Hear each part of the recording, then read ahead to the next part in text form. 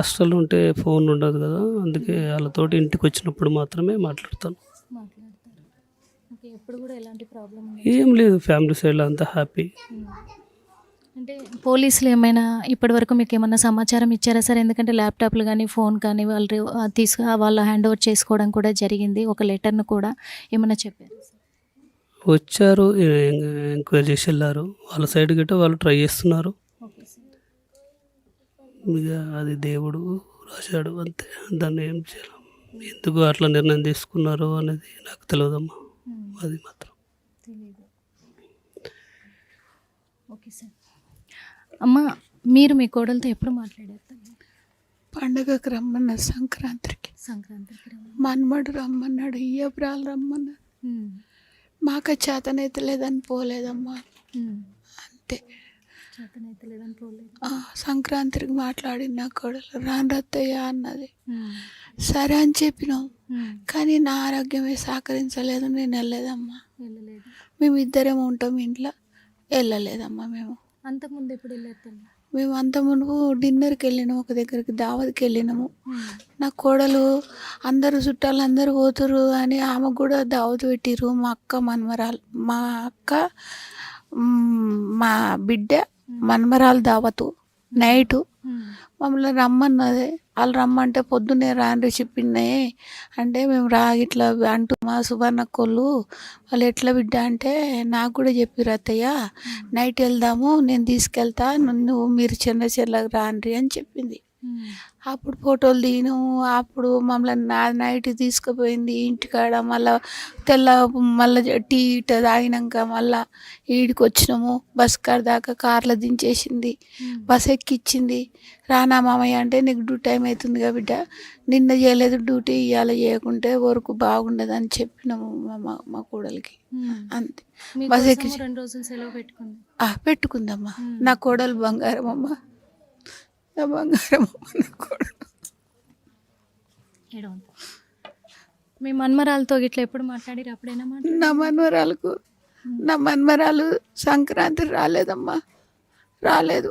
దసరాకు వచ్చింది నా మన్మరాలు, వచ్చింది. కానీ ఆమెకు ఎగ్జామ్స్లు ఉన్నాయి అని పండుగ ముందు వచ్చింది. ఆమె చాలా టైం ఎక్కువ ఇవ్వలేదు ఆమెకు.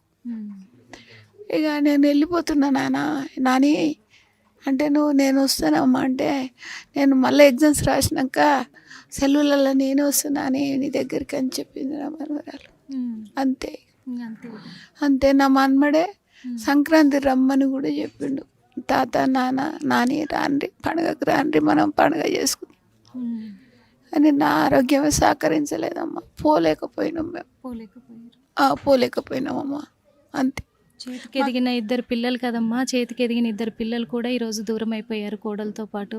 అసలు ఏం ఆలోచించుంటారు అనుకుంటున్నారు? మాకు ఎటువంటి ఇబ్బంది లేదు, మాకు ఎటువంటి ఆలోచనలు లేవు. నా కోడలు జాబ్ చేస్తుంది, నా కొడుకు జాబ్ చేస్తారు, నా పిల్లలు మంచి చదువుకుంటారు. నాకు ఇడికే సంతోషము. మేము ఇంత మంచిగా ఆరోగ్యంతో ఉండాలి. ఈయనకు అటాక్, నా భర్తకు షుగరు, బీపీ అన్నీ ఉన్నాయమ్మా. ఆయనకి ఇంత టైంకు జొన్న రొట్టె, గట్క, అది ఆయనకి ఏదంటే అది చేసి పెట్టుకుంటా. నా కొడుకులు ఏం చెప్పారంటే, డాడీని చూసుకుని మమ్మీ మేము దూరంగా ఉన్నా, నేను వస్తా, అప్పటిదాకా మీ ఆరోగ్యాలు మంచిగా చూసుకోండి చెప్పిండు నా పెద్ద కొడుకు. వారానికి 10 రోజులకు ఒకసారి ఫోన్ చేసేది. లాస్ట్ ఎప్పుడు ఫోన్ చేసిండు? మేమే ఆ రోజు నా కొడుకుది పుట్టినరోజు, నా కోడలు ఇదైన రోజే. అయితే పొద్దున్నే స్నానం చేసిండు, దీపం ముట్టించినాక నా కొడుకు వారం అవుతుంది ఫోన్ చేస్తలేడేందా అని అన్నాడు. నువ్వైతే ఫస్ట్ దీపం దీపం ముట్టించినాక డ్యూటీకి పోతుంటే కూడా మాట్లాడతాడు కొడుకు అని అంటుండగానే ఆయన ఫోన్ వచ్చింది. రాగానే నాన్న నేనేమో చేద్దాం అనుకుంటున్నా, నీకు పుట్టినరోజు నాన్న అంటే సరే నాన్న అన్నాడు. అన్నాక మీ ఆరోగ్యాలు ఎట్లున్నాయి అని అడిగిండు. మంచిగా ఉన్నాయి నాయన, మేము నిమ్మలంగా ఉన్నామని చెప్పినాము. ఇక ఫోన్ కట్ అవుతుంది, ఇక మాట్లాడనీక మాకు రాలేదు ఇక నా కొడుకుతోటి. మళ్ళా ఆ ఒక క్షణమే, ఒక్క క్షణంలే, నిమిషం ఇట్లా నా కొడుకు ఫోన్ పెట్టేసినా నా కోడల వార్త మాకు ఎరకైతేనే ఉంది. అంతే. ఇట్లా పెట్టేయంగానే మా ఏప్రాలు చేసింది, మా కోడల అన్న చేసిండు. 2 అత్తయ్య మామయ్య మీరు 2 సికింద్రాబాద్ రాండ్రి అన్నాడు.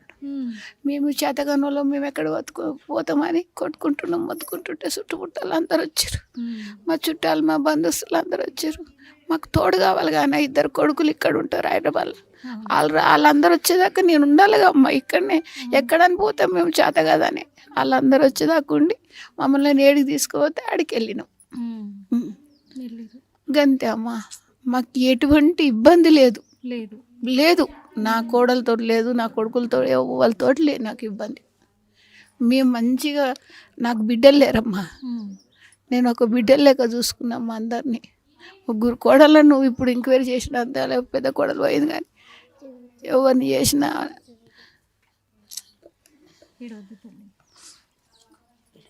మీరు వ్యవసాయం చేస్తారా నాన్న? నేను వ్యవసాయం చేసినమ్మా. 18 ఏళ్ళు వ్యవసాయం చేసి 80 ఏళ్ళ హిందుస్థాన్ కంపెనీలోకి వచ్చిన వర్కర్గా. అందులో 22 సంవత్సరాలు చేసిన, డ్యూటీ చేసిన. 2009 దిగిపోయినా. ఇప్పుడు నా ఏళ్ళు 75 ఏళ్ళు. ఇంటికనే ఉంటున్నా.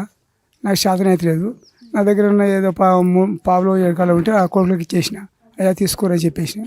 మళ్ళీ మాకు ఆధారం కొడుకు మనిషి కొడుకు నెలకు 3 వేలు మాకు ఇస్తారు.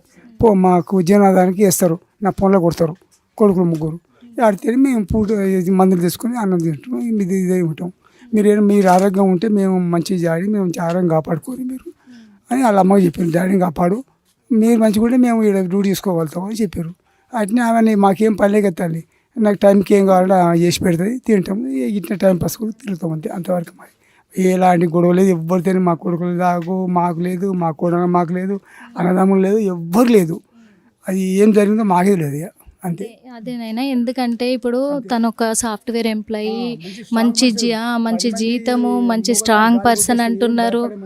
అంత బాగున్నా, అంత ధైర్యవంతురాలైనా బయటికి చెప్పుకోలేని సమస్య ఏమై ఉంటుంది అనేది ఇప్పుడు చాలా మేము ఏం అనుకుంటలేము. మాకేం తెలుసు, మేము ఈడు ఉంటుంది, మాకేం తెలియదు. మేము అటు ఉండి మాకు ఏమైనా చెప్తున్నాము, మాకేం చెప్పలే ఆమె. ఇట్లా ఫోన్లో చేసి ఇప్పుడు చెప్పలేదు. మా కొడుకు నేను అలా పుట్టినరోజు వారానికి వస్తాను, నా కొడుకు ఫోన్ చేస్తాడు. పూజ చేస్తే ఏమన్నా వారమని నా కొడుకు ఫోన్ చేయలేదు, ఏం సంగతి అని స్నానం చేసి పూజ చేసి చేద్దామని అనుకుంటున్నా. అప్పుడే ఫోన్ చేసిండు. డాడీ ఎట్లుంది ఆరోగ్యమా అంటే పర్లేదు బిడ్డ అన్న. అమ్మకి జ్వరం వస్తుందిరా అంటే, అదే నాయన ఇది పుట్టినరోజు అలా వాడి హ్యాపీ బర్త్డే అన్న. సరే డాడీ మా తర్వాత మాట్లాడతాని పెట్టేసిండు. కొద్దిసేపటికి చెప్పినట్టు ఫోన్ వచ్చింది మాకు. ఫోన్ అంగడి ఇట్లా సిగ్నల్ రమ్మంటే ఎందుకమ్మంటే మీ కోళ్ళు చచ్చిపోయిందని. అరే హార్ట్ అటాక్ చచ్చిపోయిందామా అనుకున్నా అంతవరకు నేను అనుకొని ఎవరు చెప్పలేదు.